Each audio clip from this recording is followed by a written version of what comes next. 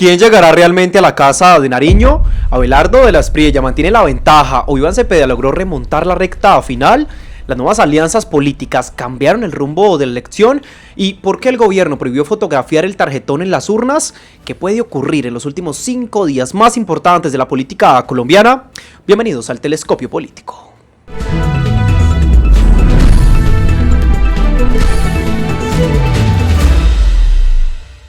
Pues a 5 días de la segunda vuelta presidencial nos encontramos con el analista y politólogo Juan Camilo López. Juan, un gusto tenerlo nuevamente aquí en esta sección. ¿Cómo está? Gracias, Sebastián. 5 días de unas elecciones trascendentales para el destino del país, bastante polarizadas, muy emocionales, absolutamente votos emocionales marcados por los shows, marcados por los espectáculos y marcado por las esperanzas que ha generado en una candidatura, un poco menos en la otra, pero esperando que pase el domingo. ¿Quién llega realmente posicionado a esta final, Juan? ¿Abelardo de la Espriella o Iván Cepeda? No, sin duda Abelardo creo que revolucionó las formas de hacer política en Colombia, marcó un cambio y quizás se unió a una tendencia un poco de América Latina, de esos giros a la derecha, si se quiere, derecha extrema, con figuras muy polémicas, en este caso recapitulando el símbolo de un tigre, en una campaña absolutamente marcada por los shows, por el entretenimiento.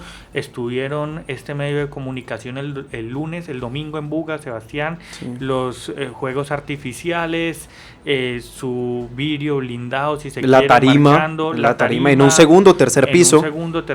No, se volvió un show absoluto que terminó conectando con gran parte del electorado y con lo que es hoy la ciudadanía, y eso hay que entender. ¿Y qué podemos decir del cierre de campaña de Iván Cepeda en la ciudad de Bucaramanga, una ciudad y un departamento antipetrista, Juan Camilo? Sí, intenta quitarle votos allá, intentan que la diferencia en ese tipo de departamentos no sea tan alta, Sebastián. No obstante, terminó siendo una campaña bastante predecible. Quizás terminaron haciendo el concepto ahorita, me la juego por la vida. Solo fue identificable en la segunda vuelta, no fue identificable en la primera vuelta, en la campaña de la primera vuelta. Y terminan haciendo unos símbolos que conectaron un poco con el electorado, que revolucionaron un poco la campaña. Y casi que terminó siendo una segunda vuelta de trámite, se hacían de solo esperar que llegue el día D. No hubo debates electorales, no hubo nada nuevo, no hubo nada que cambiara la campaña. Quizás Petro lo intentó renunciando, con esa autorrenuncia diría yo. Quizás lo intentaron con el me la juego por la vida, pero pareciera que y no con el símbolo que hicieron. Y con el símbolo, intentar conectar con los jóvenes, con los K-popers, con una nueva tendencia que en realidad los colombianos entienden poco. Entendemos poco, Sebastián, porque el símbolo se asocia a otras cosas, se asocia quizás a plata, se asocia a otro tipo de formas que no están acostumbrados. Y si no lo entendemos nosotros dos, quizás los mayores mucho menos, Sebastián. Cuando uno mira la plataforma de X del presidente Gustavo Petro, ve en alrededor 5 o 10 publicaciones al día el nombre Abelardo de la Espriella. Así es.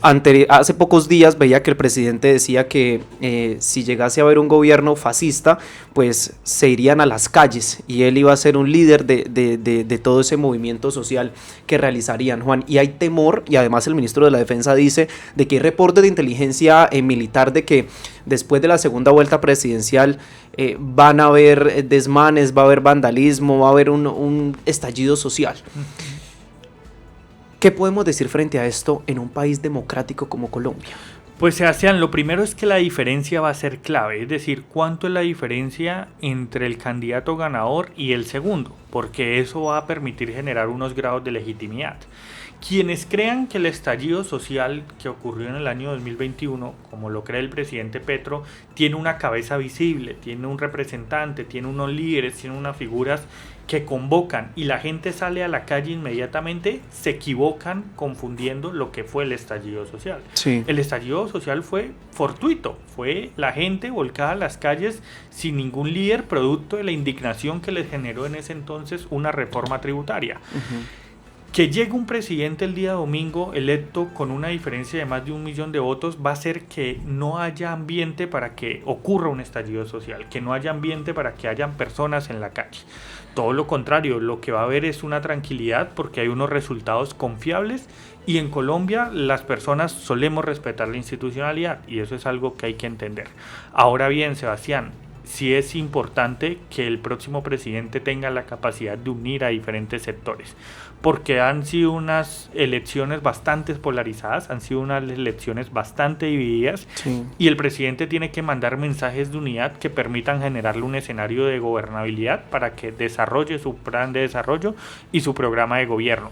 Y eso, los primeros 2, 3 días, los primeros meses van a ser determinantes, y esperemos que pueda existir un empalme tranquilo. Pero es totalmente abierta la participación en política del presidente, Juan. Absolutamente, absolutamente se perdió todas las formas presidenciales. Yo no digo que los presidentes no hubieran participado en otras elecciones. Sí. Y usted dice que todo político Sí, no deja de ser sí, político. es la naturaleza Sí. del político. Uribe lo hizo, Santos lo hizo, incluso Duque lo hizo con Fico, Ujú. pero perdió el respeto al fuero presidencial. El presidente casi que quería renunciar al otro día después de la primera vuelta. El presidente casi que hizo todo para que lo sacaran y la comisión de acusaciones lo sacara.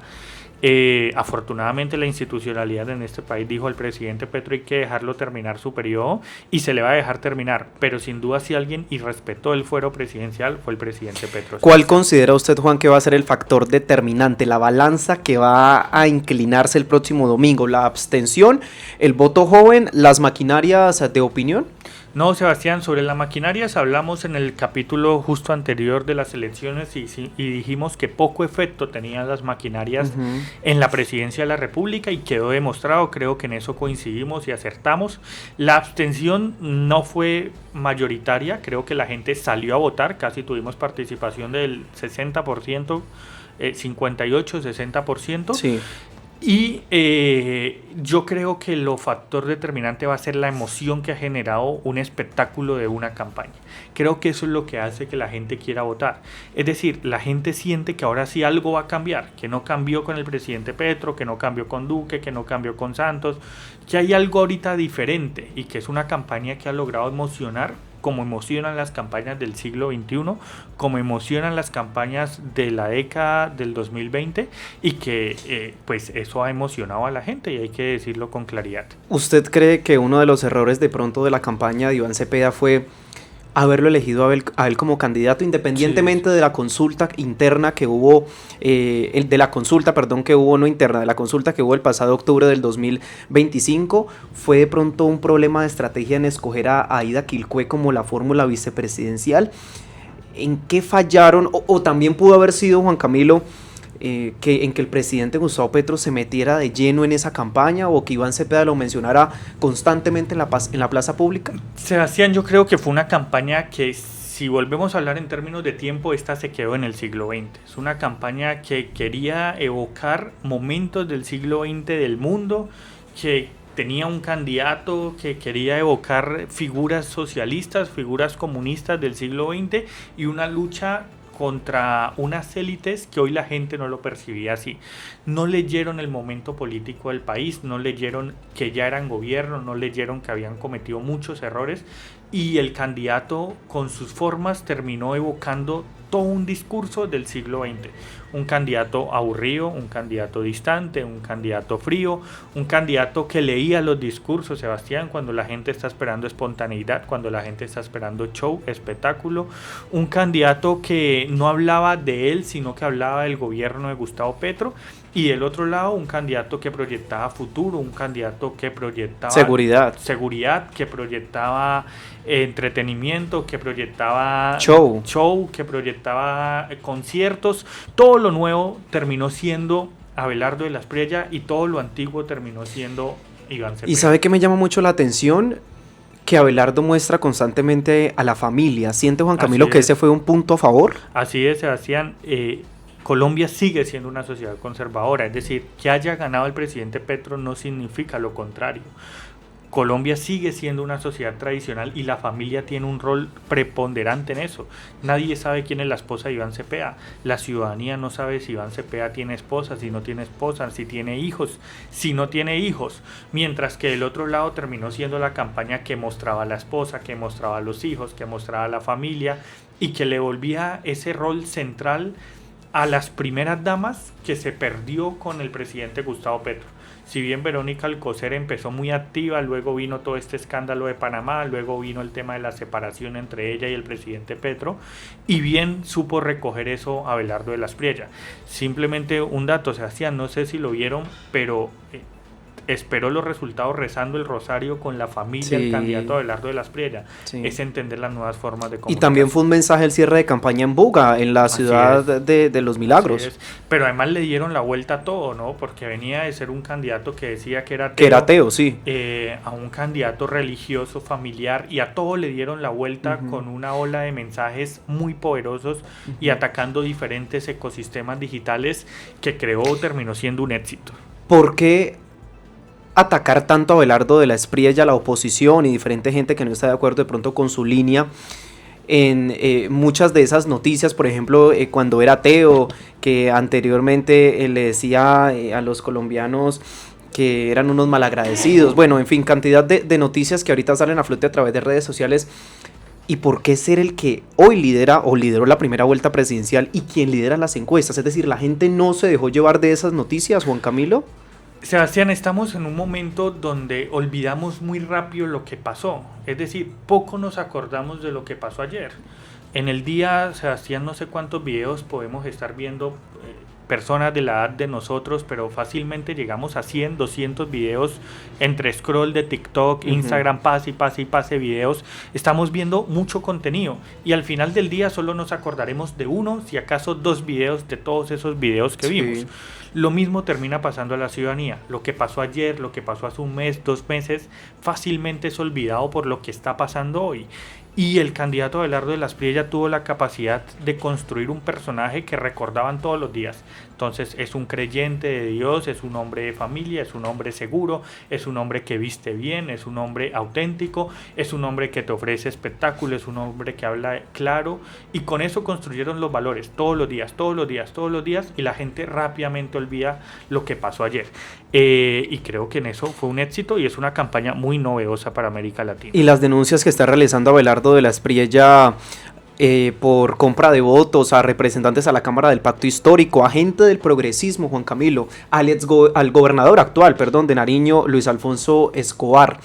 Eso también llama mucho la atención, porque lo hace públicamente, lo hace a través de sus redes sociales, lo hizo en Buga el pasado domingo. No, a la gente le gusta la pelea, la gente le gusta la confrontación, le gusta la disputa y encuentra enemigos en todas las intervenciones. Cerró en Medellín y dijo Pinturita, refiriéndose a Daniel Quintero, superintendente de salud: voy por ti, vas a pagar por todo lo que le has hecho a los medellinenses, etcétera, etcétera. Y en Buga encontró un enemigo en Alfonso Escobar. Hace parte del show del personaje que está mostrando, directo, confrontativo, combatiente, valiente si se quiere, y ubica enemigos con nombre y apellido que en todas las plazas públicas referencia sin ningún miedo. El tema de los apoyos extranjeros, que también llama mucho la atención, el presidente Gustavo Petro lo criticó hace poco también en la ONU. Vimos que el presidente Donald Trump ya ha expresado a través de redes sociales 2 veces apoyo al candidato presidencial Abelardo de la Espriella. Lo ha hecho también el presidente de Costa Rica. Hoy va ganando las elecciones presidenciales en Perú Keiko Fujimori, con quien también tuvo una videollamada con Noboa, Milei, o sea, presidentes de derecha de otros lugares de América Latina que apoyan al candidato presidencial Abelardo de la Espriella. ¿Cómo ve usted esa jugada, Juan? Yo creo que hay unos fenómenos internacionales que se están conectando y todos hacen parte del show que cada uno está montando en cada uno de sus países, pero que deben conectarse entre sí, Sebastián. Donald Trump necesita tener de referente que Estados Unidos está llegando a América Latina y eso le gusta a un electorado de Estados Unidos. Javier Milei necesita sentir que lo que está pasando en Argentina no es solo un fenómeno de Argentina, sino un fenómeno de América Latina, y referencia mucho a Abelardo de la Espriella y empiezan a conectarse y empiezan a ver videollamadas entre sí, como la hubo entre él y Keiko Fujimori, y creo que hace parte del espectáculo que se está montando, Sebastián.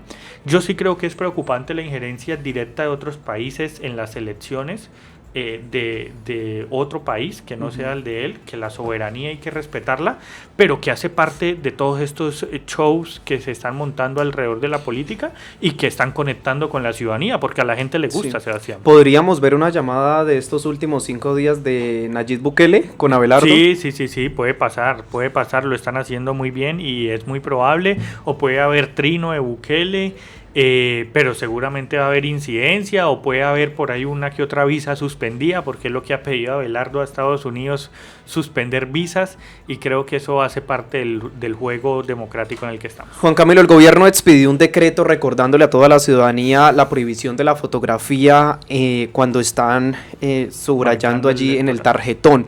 ¿Cree que esta medida, Juan, fortalece la transparencia electoral o puede generar nuevas controversias? Sebastián, yo creo que las fortalece, el problema es ponerlas en práctica. A mí me sorprende mucho esa medida cuando en zonas rurales del departamento del Cauca la fuerza pública no llega. Es decir, quienes custodian los puestos de votación en el departamento del Cauca, en su mayoría en municipios rurales, son las guardias campesinas, son las guardias indígenas o son las guardias cimarronas.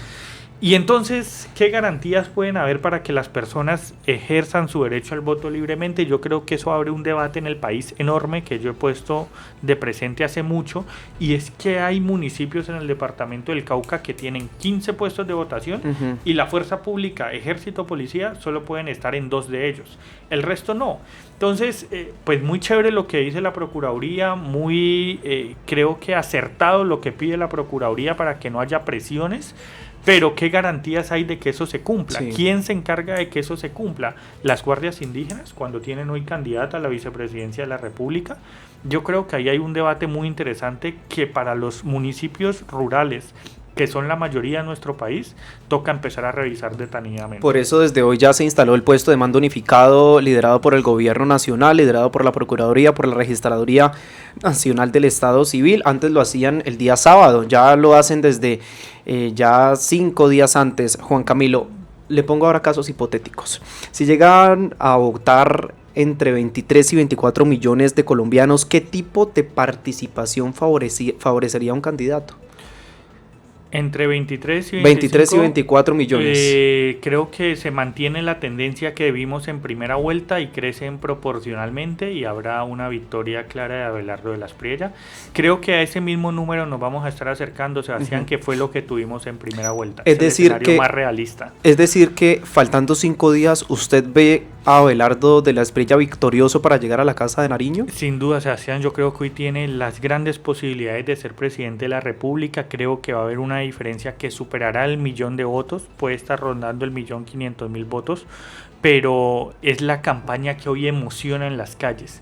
Lo que analizábamos en la primera vuelta, decíamos, pero toda la maquinaria política está con Paloma, pero cuando se hablaba con el taxista, cuando se hablaba con el de la tienda, uno sentía que las emociones estaban o en Cepeda o en Abelardo, y así terminó siendo. Hoy, cuando uno contrasta eso mismo, el fervor de cambio que ha despertado Abelardo de la Espriella, de algo diferente, se siente mucho en las calles, y creo que va a ser presidente. En cifras, ¿cuántos votos le pondría Abelardo, Juan? Va a estar, Sebastián, creo que por encima de los 12 millones 300.000 votos. ¿E Iván Cepeda? Y creo que Iván Cepeda va a estar rondando los 11 millones de votos. Se esperaban adhesiones de Sergio Fajardo, de Claudia López, de Juan Daniel Oviedo. ¿Qué va a pasar con esos votantes? No, Sebastián, creo que son votantes que quedan libres. Muchos van a estar donde Abelardo, muchos donde Cepeda, otros en blanco, otros no saldrán a votar, porque también puede pasar. Ese voto de Sergio Fajardo es más difícil de leer, un poco más fácil de leer el voto de Paloma Valencia. En su mayoría va a ir donde Abelardo de la Espriella. Y bueno, creo que eso es lo que tendremos para el día domingo, pero creo que hay unas elecciones muy decantadas. ¿Pero a 5 días podría remontar Iván Cepeda o queda difícil? No, Sebastián, esto es política y todo puede pasar. Pero hombre, yo recuerdo que llegó en la primera vuelta un asesor del presidente de Costa Rica a la campaña de Paloma Valencia, intentando darle la vuelta a la campaña de Paloma, y remontar en 5 o 6 días es muy difícil, y yo creo que hoy es muy difícil que eso pase en Colombia. ¿Tomará Iván Cepeda, si llegase a quedar de segundo, la curul del Senado? Juan, ¿va a quedar haciendo oposición en el Congreso? Sí, sin duda, es un tipo que le gusta el Senado, que no le gusta salir a debatir. De hecho, Sebastián, un paréntesis, creo que lo único que hubiese podido cambiar el desarrollo de la segunda vuelta era un debate. Y Cepeda sale al otro día a decir que sí, que debatan, y muy hábilmente la campaña de Abelardo le dice debatamos, pero con las fórmulas vicepresidenciales, y Cepeda dice que no, que tienen que debatir solo los dos. Sí. Yo creo que debió debatir, en las condiciones que fuera en semana, fuera con la fórmula vicepresidencial, pero Iván Cepeda debió debatir porque era lo único que pudo haber cambiado el rumbo de las elecciones, nada más. Dicho eso, creo que Cepeda vuelve a su ámbito natural, en el único espacio en donde le gusta debatir, que es en el Senado de la República, porque es el espacio. ¿Y si llegase Abelardo al Senado y Iván Cepeda a la presidencia? También creo que Abelardo aceptaría el Senado. Sí. Y va a haber una voz de oposición muy fuerte de uno o del otro ahí. Rápidamente, yo sé que esta conversación es muy buena, Juan Camilo, y a la gente le gusta, pero yo rápidamente le tengo que preguntar cuál cree usted que va a ser la batalla más cerrada, ¿en qué regiones del país? Sebastián, creo que en Bogotá va a haber empate, casi que técnico. Ahí la diferencia fue muy corta en primera vuelta y creo que se va a mantener. Va a ser muy cerrada la diferencia entre Cepeda y Abelardo en Bogotá. Atlántico, ¿qué me dice del Atlántico? Creo que el Atlántico? Atlántico va a tener departamentos muy disputados, caso Montería, donde creo que va a crecer mucho Abelardo y va a haber un empate ahí. Magdalena un poco menos, Atlántico un poco ¿Qué menos. me dice de Cartagena, de Bolívar? Creo que va a ganar Cepeda, pero también va a recortar diferencia Abelardo. Va a ser muy cerrado ahí las maquinarias funcionan y estas últimas semanas... Cauca, Valle del Cauca, Chocó y Nariño. Ventaja clara para Cepeda, creo que... ¿Pero va a subir Abelardo o se va a quedar ahí estático como en la primera vuelta? Va a subir Abelardo, pero va a aumentar la diferencia de Cepeda, creo que van a ganar por más votos en esta región, pero sube muchísimo en Antioquia Abelardo, sube en Bogotá Abelardo, sube en Santander, sube en Norte de Santander, sí, me llama mucho la atención Norte de Santander porque allá está el Catatumbo, una zona que quedó prácticamente que quedó arraigada al ELN. Sí, viene con una tendencia derecha desde Rodolfo Hernández muy clara. Yo siento que ha impactado mucho la llegada de venezolanos a Norte de Santander y eso hace que esa región esté girando hacia la derecha y allá la diferencia entre Abelardo y Cepeda va a ser muy grande. Y el eje cafetero que es de Abelardo, sin duda. Absolutamente, Caldas, Risaralda, Quindío, Antioquia, si se quiere meter ahí, parte del norte del valle va a votar muchísimo por Abelardo y creo que las diferencias van a ser grandes. ¿Y qué me dice de Caquetá, donde el gobernador ha denunciado mucho constreñimiento al voto? Bueno, no, creo que es un fenómeno que ha vivido toda esta zona del sur conectando con Amazonas y Caquetá, y hay que ponerle cuidado porque no es posible matemáticamente, Sebastián, que haya mesas donde el 100% de los votos vayan para un candidato. Yo creo que a esos sitios hay que ponerle mucho cuidado y esperemos que la ciudadanía tenga garantías de votar. Finalmente, Juan Camilo, si usted tuviera que apostar únicamente por la ciencia política, sin emociones, sin preferencias, Juan, ¿quién cree que literalmente podría llegar a la Casa de Nariño? Sebastián, pues permítame hacer un recorrido aquí de lo que hemos hecho no solo yo, sino también usted en este espacio.